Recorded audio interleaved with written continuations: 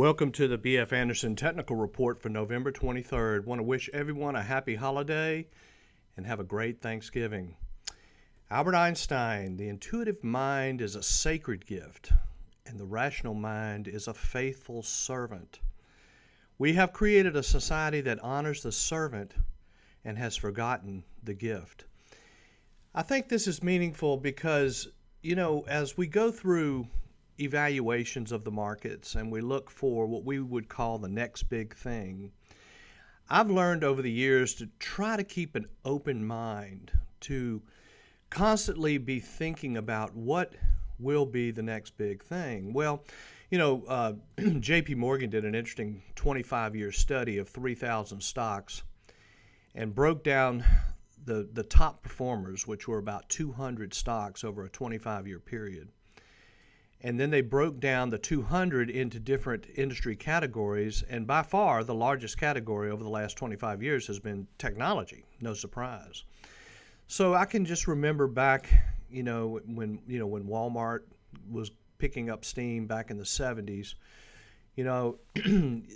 Sam Walton was wise enough to use IBM mainframes to control his inventories, which meant everyday low prices. And I can remember everyone would tell me, Kmart's going to put them out of business and so forth. Then along the 80s come along, and then the personal computer is invented. And I can remember people saying, it's just a fancy typewriter, and then the internet comes along in the mid-90s, and, the computer becomes essential. And then we come along with the cell phone, and I can remember people saying that they didn't trust it, that they still had their wired phone. But today, pretty much everybody's got a wireless phone. It's just works that way. So, and then you can look at Amazon where, people were saying, oh, they just selling books on the internet type thing. So you have to keep an open mind when you're thinking about what could the future bring. And so the market will sometimes tell you. And so we're seeing a lot of strength right now in alternative energy stocks, mainly solar. And, it's a real hard and controversial subject. Everybody I talk to about solar is pretty much convinced that it's not going to work and that it's too expensive and so forth and so on. And I do have to agree, but I do think it could be a millennial thing that will be coming in the future. We'll just have to see, but we're watching them. Now, just to get a handle on the market, here's the NASDAQ. We continue to be above the moving averages.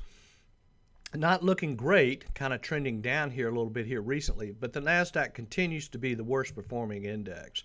Mid caps look good. They broke out not only above the 25 and 50 day, but now above the 200 day.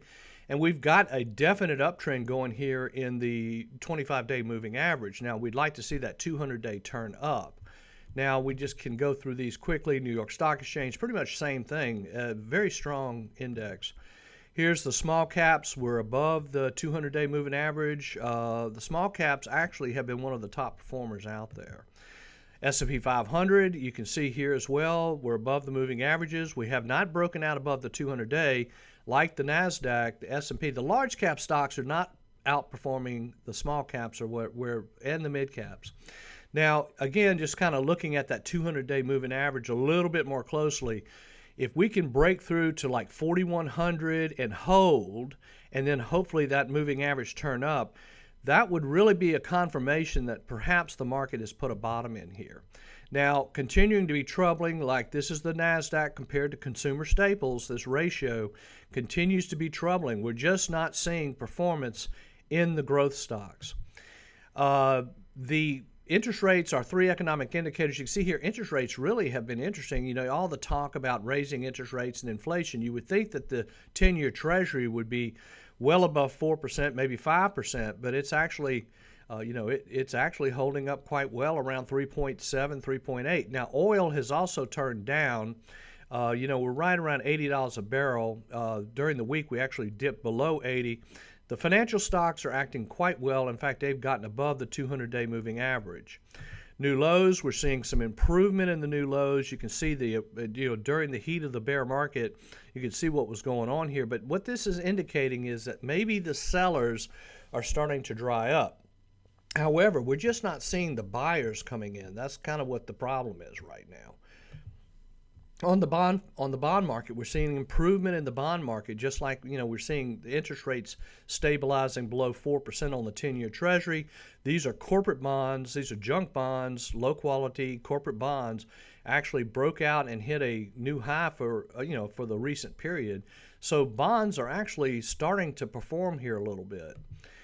On trend strength, we're seeing some improvement there. Even though the NASDAQ continues to flounder, we are a trend strength of 25%, which is pretty much one of the highest readings we've seen in a while. And you can definitely see it in the S&P 500. Trend strength has gone to 75%. So the S&P is doing much better than the NASDAQ. Therefore, I would really be focusing on that group. Now, the other good news, I think, is the fact that volatility is coming down. This is the VIX. We're down to 21.3. Remember now, in the normal reading for the VIX is 21. Above 30 is bear market. So volatility is coming down, which to me is a very important factor. Yield curve continues to look weak. The 2-year is yielding more than the 10-year. And you can see here that's, indications of inflation. And that's one of the deepest readings that we've gotten on the yield curve pretty much in history.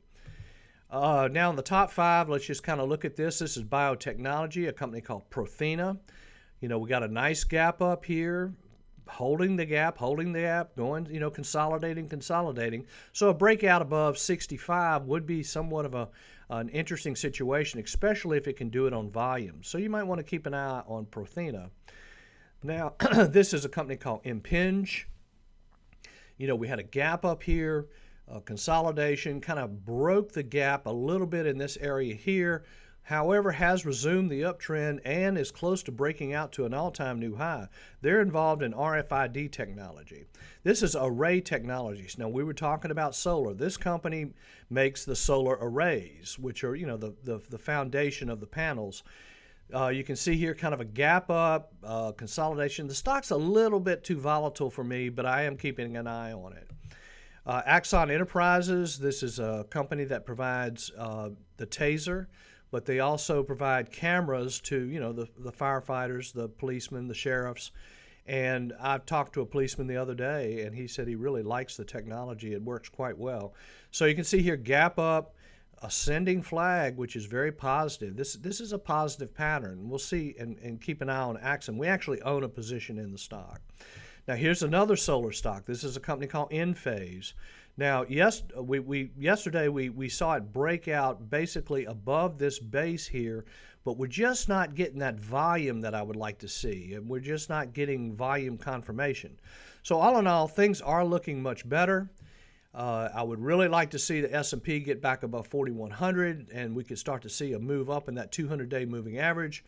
So continue to keep powder dry, but you could do some nibbling in here. Just be very careful not to buy anything that's too extended. Thank you very much. Let me know if you need any help.